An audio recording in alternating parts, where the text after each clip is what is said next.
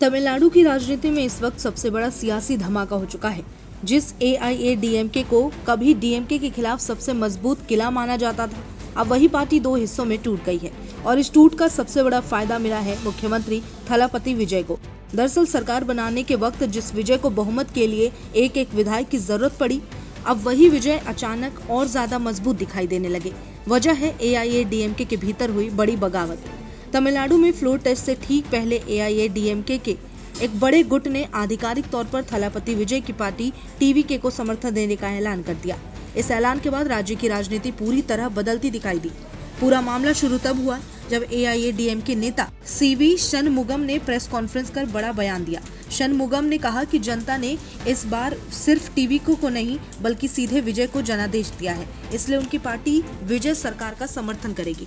इतना ही नहीं, शनमुगम ने साफ तौर पर डीएमके पर भी हमला बोला। उन्होंने कहा कि अगर एआईएडीएमके और डीएमके इसके साथ जाती तो पार्टी का अस्तित्व खत्म हो जाता। यही वजह है कि उन्होंने विजय की टीवीके को समर्थन देने का फैसला कर लिया। अब सबसे बड़ा ट्विस्ट यहीं से शुरू होता है।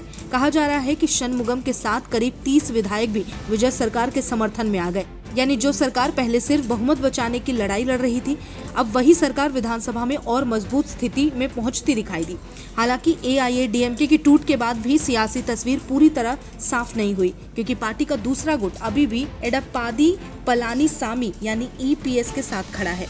एआईएडीएमके अब दो हिस्सों में बट चुकी है। एक तरफ ईपीएस गुट है जिसके पास करीब 22 विधायक का समर्थन है, वहीं दूसरी तरफ सीवी शनमुगम का विद्रोह गुट है जिसके साथ 24 विधायक बताए जा रहे हैं। यानी अब सवाल सिर्फ एआईएडीएमके के टूटने का नहीं है, बल्कि सवाल यह है कि तमिलनाडु की असली विपक्षी ताकत कौन बनेगा। दरअसल चुनाव में एआईएडीएमके का प्रदर्शन पहले ही बेहद खराब रहा। पार्टी सिर्फ 47 सीटों पर सिमट गई। इसके बाद से ही पार्टी के अंदर असंतोष बढ़ता गया, लेकिन खुलकर बगावत तब सामने आई जब नई विधानसभा के पहले सत्र में दोनों गुटों के बीच मतभेद दिखाई देने लगा।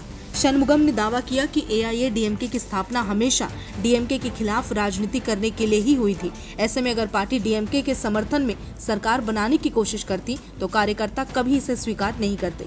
यही वजह है कि एआईएडीएमके के भीतर बड़ा वर्ग डीएमके के साथ जाने के खिलाफ खड़ा हो गया और आखिरकार समर्थन टीवीके को देने का फैसला लिया।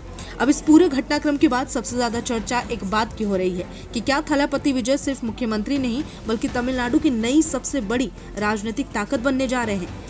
क्योंकि कुछ महीने पहले तक विजय को राजनीति में नया खिलाड़ी कहा जा रहा था, लेकिन अब हालात ऐसे हैं कि पुरानी पार्टियों के विधायक खुद उनकी सरकार को सहारा देने पहुंचे हैं। तमिलनाडु की राजनीति में दशकों तक डीएमके और एआईएडीएमके का दबदबा रहा, लेकिन अब पहली बार ऐसा लग रहा है कि राज्य की राजनीति तीसरे दौर में प्रवेश कर चुकी है, जहां केंद्र में सिर्फ एक नाम है, थलापति विजय का। अब नजर फ्लोर टेस्ट पर है। क्या विजय सरकार आसानी से बहुमत साबित कर देगी? क्या एआईएडीएमके की ये टूट पार्टी को और कमजोर कर देगी? और सबसे बड़ा सवाल कि क्या तमिलनाडु में अब विजय युग की शुरुआत हो चुकी है? नमस्कार, मैं हूं मानक गुप्ता।